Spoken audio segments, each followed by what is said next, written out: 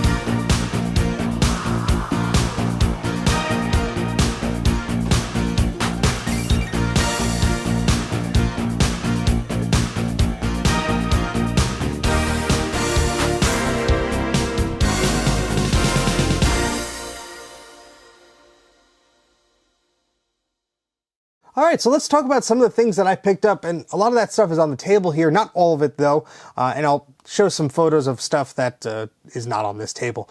There was a consignment area, and again, this is my first time to the show, but from what I understand, this consignment area was modeled after other shows, and I think it was pretty successful because from what I understand, previously there were only certain amount of time where you could visit the consignment area, and that hindered yourself if you were an exhibitor and you didn't get a chance to make it there, etc.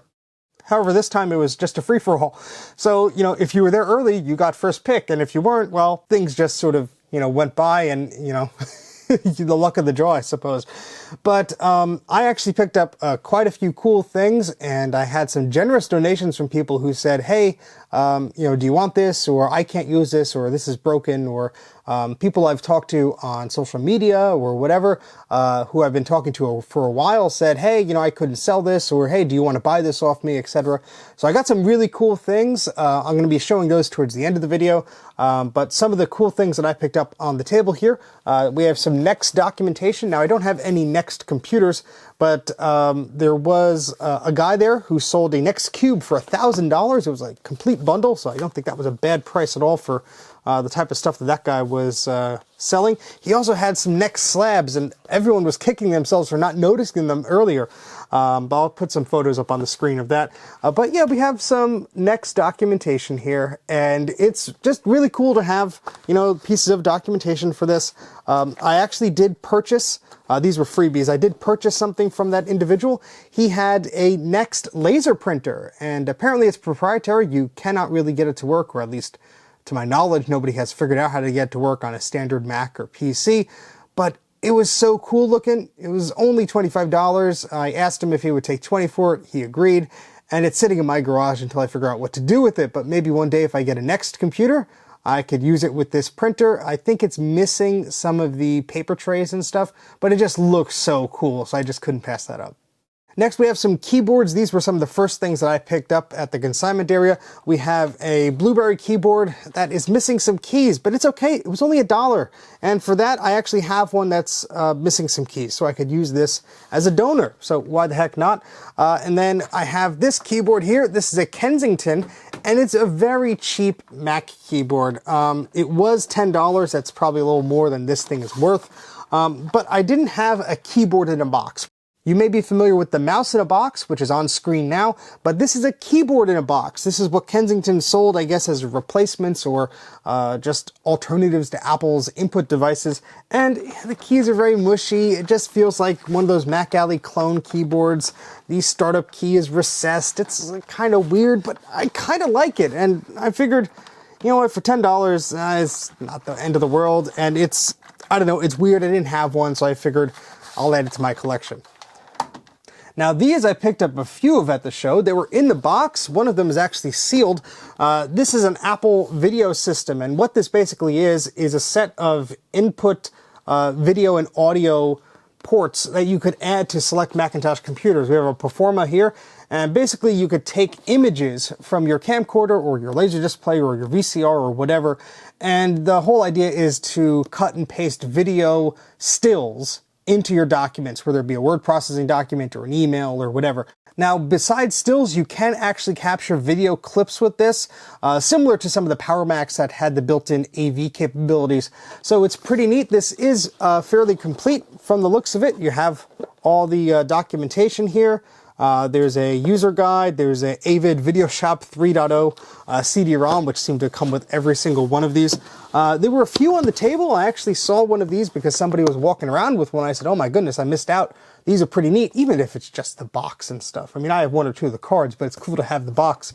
And this was $15, the other one was $10. They seem to be similar, so I don't know why one was priced different from the other, but they both supported VCF. That's who got the dollar amount from that purchase, so my money went directly to them, and that's fine because they put on this show for free. Even exhibitors didn't have to pay an entry fee or anything like that, so anything I could do to help support future shows, even if it's at my dollar, I'm all for it. Then I had some lovely donation from a friend who I met on Twitter a while ago, and we actually knew a mutual friend a while back. They go by the name of Pseudos on Twitter, or this is their handle. And essentially, they came to me and said, hey, I have some of these machines. Are you interested in them? And they had some mishaps with some of the parts of them, so they weren't really complete or in working order. But we have on my far right here, barely on camera, is a Quadra 700. Now, I don't have one of these. Now I do. It is missing pretty much everything. There's just the case, which is yellowed and beat up, and there's the logic board, which has a chip missing. But everything else is missing. So this will probably be like a conversion project. I could probably take the logic board out of here and fix it up, and then maybe build this with parts from a 2CI or 2CX, because they use the same power supply and so on. But that's going to be something fun. I don't have much experience with this machine. Like I said, it's my first one, so that's very exciting. It is a little worse for wear color-wise, but it was totally a free donation, and I'm very thankful for it. I'm not nitpicking it or anything, but it was outside for a period of time. We had a fun conversation talking about these machines. So thanks again for that donation. And then we have a Macintosh. I believe this is the 2VX. And I did have one of these briefly. I picked it up for my friend Brian, who was also at the show. And he runs a YouTube channel, so check that out. It's Brian's Computer Retreat, so check out his channel and subscribe to that. But I bought a Macintosh 2VX for him, and after I gave it to him, I was like, you know what, I didn't have that model. Even though it's kind of just like a Centra 650, I thought, that would be nice to have. And lo and behold, this popped into my lap. And again, it's a little rough, but it needs some love and care, but should be able to work out, and hopefully it'll spring back to life. And the last thing he gave me was this lovely Macintosh Classic 2. And we had some trouble getting the back case off of this, but the logic board looked like it was in decent shape. Does need to be recapped, of course, and I'm not sure about any of the other functionality of the machine.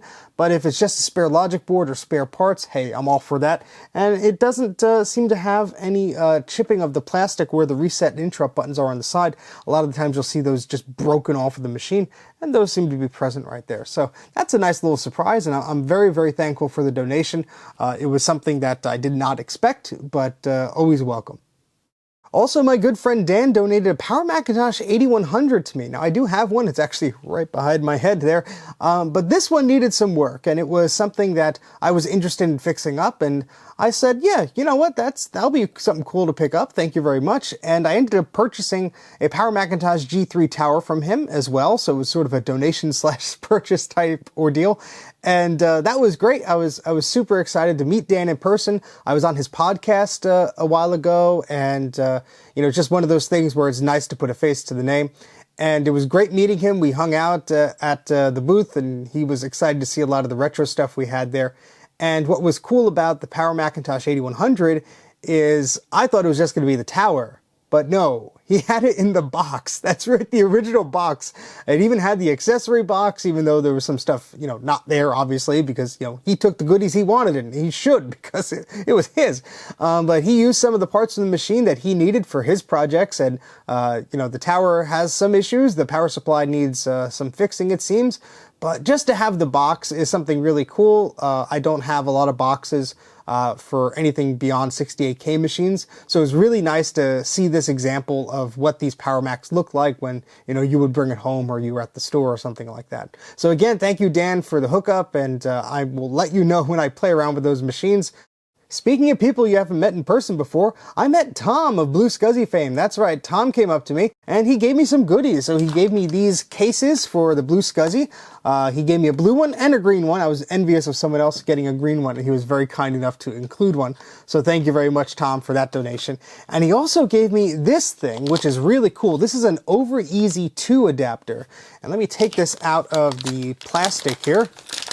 And basically, this gives you a way to plug your Blue Scuzzy into the DB25 Scuzzy port that you find on the rear of your Macintosh computers. So essentially you plug the Blue Scuzzy into this 50-pin header here, which is a female connector here, and then you have the 25-pin male connector here. And so you can have the Blue Scuzzy just snapped onto there, and you can just plug this into the back of your Mac, which is great because I have a bunch of convoluted adapters I was doing and using for that purpose, and this just makes it so much easier. So this is a solder it yourself kit. I just have to solder these two little pieces together. But that was very kind of you, Tom. Thank you very much. I'll have to order some more Blue Scuzzies from you. And in my opinion, the Blue Scuzzy is one of the best options out there if you need a replacement hard drive for your Macintosh. Even if you have a PowerPC Mac, it's not going to be probably the fastest thing in the world compared to like the highest tier SCSI 2SD version 6 or whatever, but the speed is pretty darn good, and I'm very satisfied with the Blue SCSIs. Go to scsi.blue to find the information. That's a website. I'll put the link here or wherever. There's tons of retailers out there that are officially sanctioned to sell you this product, and you can buy it assembled or a solder it yourself kit, but they're very affordable. They're like $25 assemble it yourself and $50 assembled or something like that. The website will tell you more details, but they're really invaluable. I have a handful of them, and they're great in the machines that I use them with.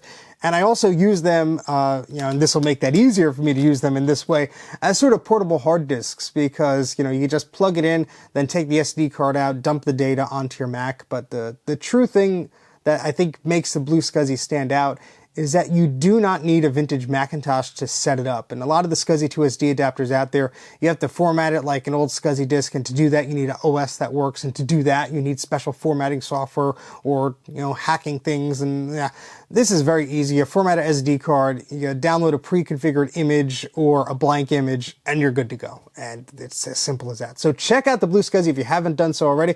Probably have to do an advanced video about that, and this adapter will make an appearance. So thank you again, Tom, for the goodies. I will be sure to use them. Now you may be wondering, what the heck are these boxes here? Well, this is something I purchased. This is a video splitter, just a VGA splitter. I think it was $5 or something like that. But these boxes are probably what you're more curious about. These are Apple II boxes, and towards the end of the show, one of the sellers that I purchased some things from, his table was right across the way. He put a sign up saying it was $5 for both of the boxes, and I said, okay, sure.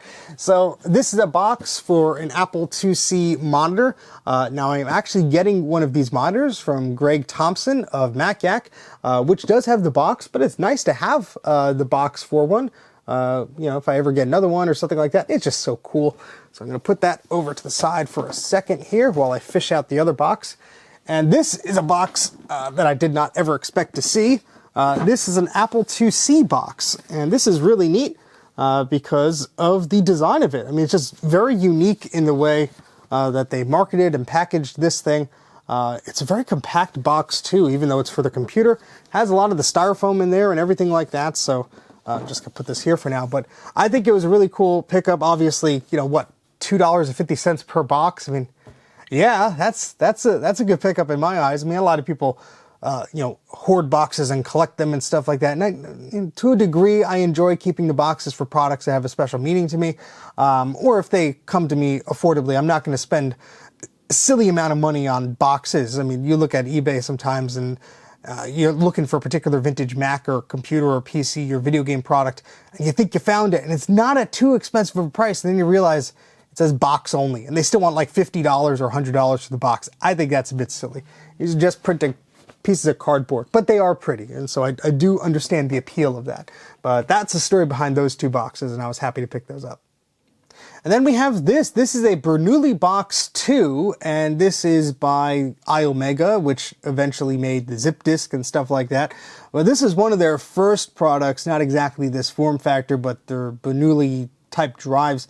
And essentially, this is two Bernoulli 44 meg drives, which is a removable storage medium, in one huge box. And I just started talking to somebody, we were chatting about something, and they mentioned they had a bunch of stuff in their car that they didn't even bother to bring into the consignment area. And I just was curious and asking them what they had, and they had this Bernoulli box. And I always wanted one of these, but they're kind of big. It's sort of, that deep, so it's sort of like a pizza box Mac, about that size, and it's heavy too, so it's not the type of thing you want to easily ship or anything.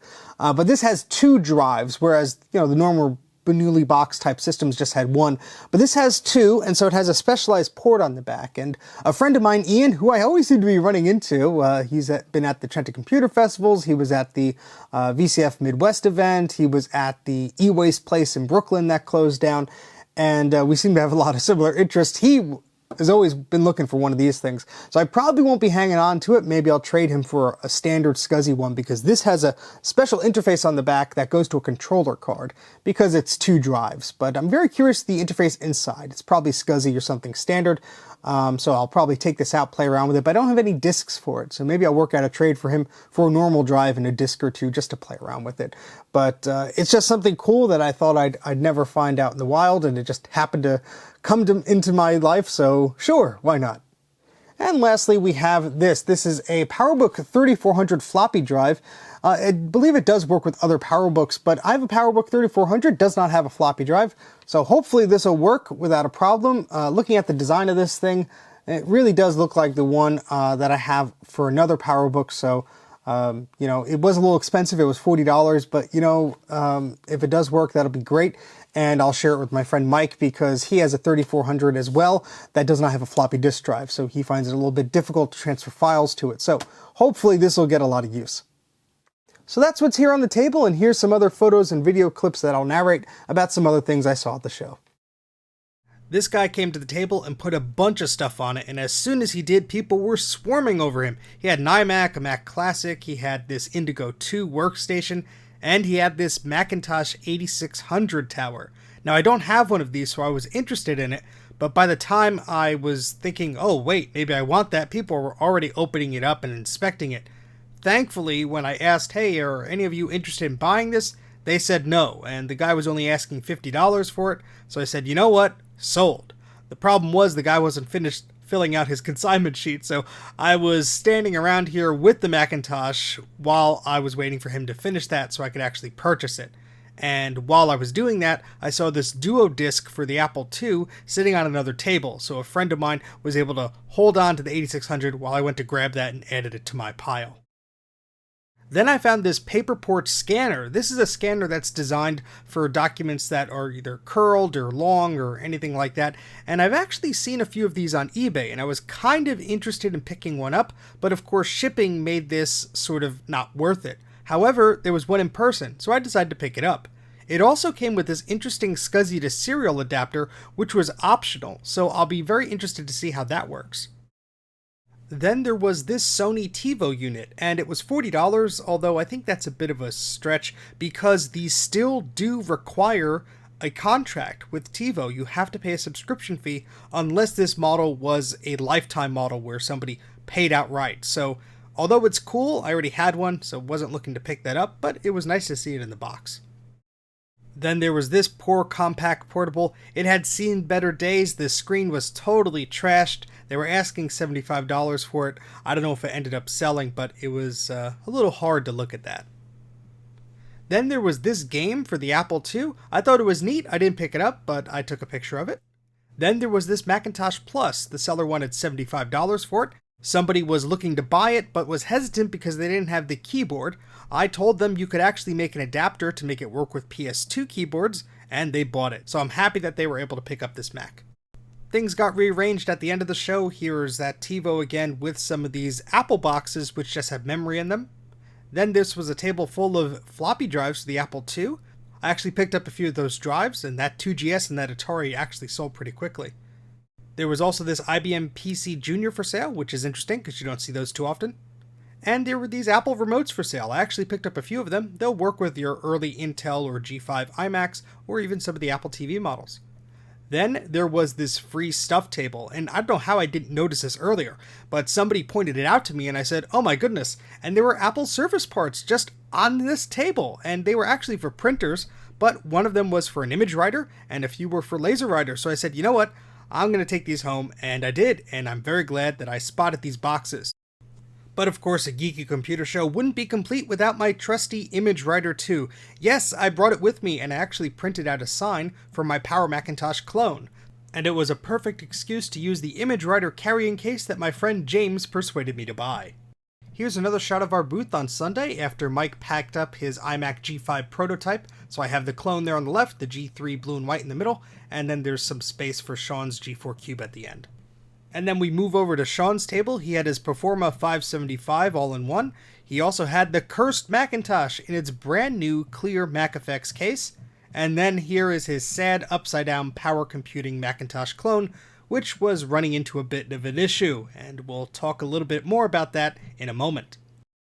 Now the theme of VCF was text adventures and old IBM stuff, so there was plenty of both on display at the show. That's why Sean had his MUD set up there, and talking a little bit about Sean's computers, one of his Power Macintosh clones was very unhappy during the show, and it needed some surgery quite often. And so what happened was, I believe the machine was just sort of acting weird, and so he wanted to reinstall Leopard on there or whatever, and so I gave him a disk, but it was the Leopard server version, and that wasn't happy, and it was just, you know, a comedy of errors, because he finally got something working, and then all of a sudden the machine would just become unhappy, and it wouldn't display anything anymore when it would try to start up. And so since that machine is so hacked to oblivion, one of the issues was that, you know, you had to sort of patch it to get, you know, the graphics working and the operating system loaded up and all this stuff. And so just one minor thing going wrong, like the PRAM battery being bad, which it seemed to have lost its juice, would just cause all sorts of settings to be erased when the power was interrupted, which occurred when Sean accidentally stepped on the off switch of the power strip that was under the table, which occurred a few times during the show. But so the machine was quite unhappy, which was a bummer because it was a really nice machine to play around with in person. So what I ended up doing is I brought a ATI PCI video card with me for the PowerMac G3 that was running the Voodoo 5 card, just in an event that that stopped working or something like that. So I thought, you know what, let me bring this just in case, and I'm glad I did, because I gave that card to Sean to use temporarily in his PowerMac clone just to get it working again. And so he was able to do some swapping and eventually, you know, have that thing limp towards being alive again. This is why you don't use that. Yeah. Leave it on System 7. Oh, wow. Okay. Oh, look at the funky colors. That's fine. Improvement. It's 9.1 Ninja Turtle Edition. It's supposed to do that. They're totally normal. It's 9.1 80s aesthetic. Yeah, it's 100% supposed to do that. Don't worry about it. But that's why in some of his videos, on his video that he did for VCF, and in my videos, you see a little piece of paper next to his Power Mac that says "Rest in Peace." But yeah, it did get going again, but there was a bit of a trial and tribulation of that happening. But as you can see, we had a lot of fun there. It was great hanging out with Mike and Sean. Again, check out their channels if you haven't done so already. There was an awesome exhibit that we saw that was right next to us, showcasing a lot of cool stuff from the Weather Channel. This was hardware and software that was resurrected and hacked together from stuff that was, you know, probably just tossed out. Nobody wanted it anymore. And this group of awesome people was just, you know, adamant about preserving this stuff, which was awesome. It was such a nostalgic trip to just see this stuff, you know, working again and hearing that music. And I tell you, if we're going to go to VCF East again, which I think we will, I think we need the perpetual smooth jazz of the Weather Channel just to, you know, keep us going for those 2 days. So here's some photos and videos of some people I met there, including some of those quick take photos.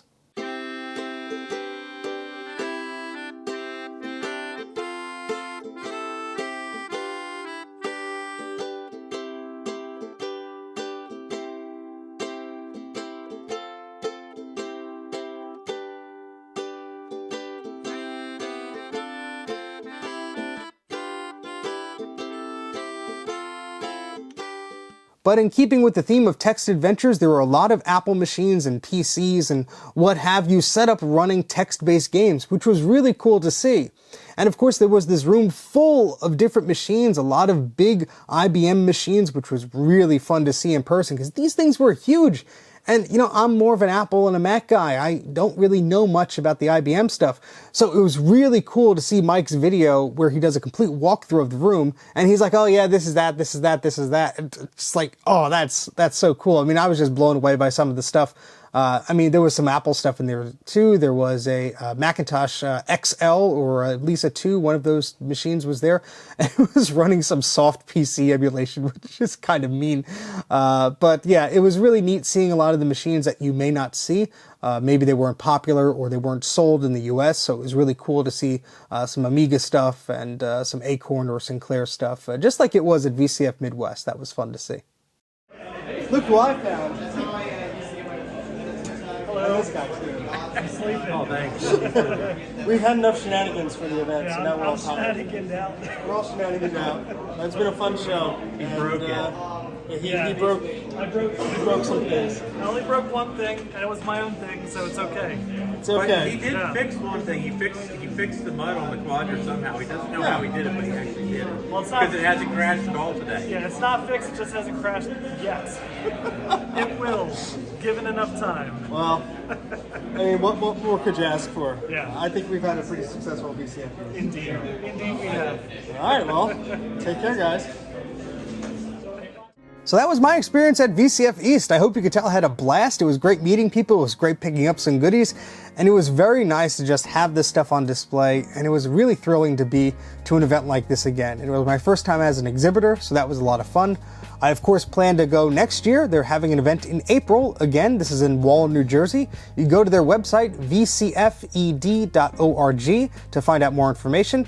It's not only the New Jersey area that they have events, they have one in the southeast of the United States, the west of the United States, and the Midwest, and there's probably a few others that I don't know of. But go to the website and check out that information. These events are great, and I had a blast, and I can't wait to do it again. If you enjoy these sorts of videos, please consider subscribing and liking the video. That'll be nice, and it tells YouTube that, hey, we're not so terrible. And you can also support me on Patreon, patreon.com/Mac84. It helps me collect and tinker with things, archive discs, and all that fun stuff. And don't forget to check out Mike's video and Sean's video about VCF East. Again, links are in the video description. But that's about it for now. Thank you very much for watching, and I'll see you right here next time on Mac84.